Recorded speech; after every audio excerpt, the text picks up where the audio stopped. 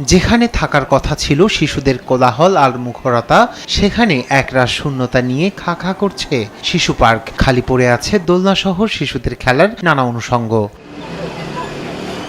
শুধু শিশু পার্কই নয়, এমন দৃশ্যই দেখা মিলবে লাতিন আমেরিকার জনপদ জুড়ে। ক্যারিবিয়ান অর্থনৈতিক কমিশনের তথ্য বলছে ১৯৫০ সালের পর থেকে বিশ্বব্যাপী যে কোনো অঞ্চলের তুলনায় সবচেয়ে বেশি ভয়াবহভাবে হ্রাস পেয়েছে ল্যাটিন আমেরিকা ও ক্যারিবীয় অঞ্চলের জন্মহার। এর মধ্যে চিলির অবস্থা আরও নাজুক বলে জানিয়েছে সংস্থাটি। দেশটির জন্মহার দাঁড়িয়েছে ১.১% নিচে, যা জনসংখ্যা স্থিতিশীলতা পরিমাপক মান ২.১% অনেক কম।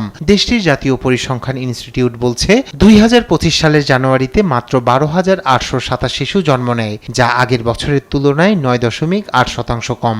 এই প্রবণতার জন্য সন্তান লালন পালনের খরচ এবং সন্তানহীন জীবনযাত্রার ক্রমবর্ধমান অভ্যস্ততাকে মূল কারণ হিসেবে উল্লেখ করেছেন বিশেষজ্ঞরা।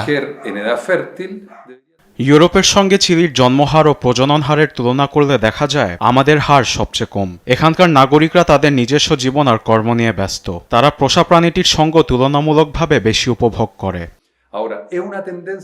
তবে এই নিম্ন জন্মহারকে অর্থনীতির জন্য হুমকি হিসেবে দেখছেন বিশেষজ্ঞরা।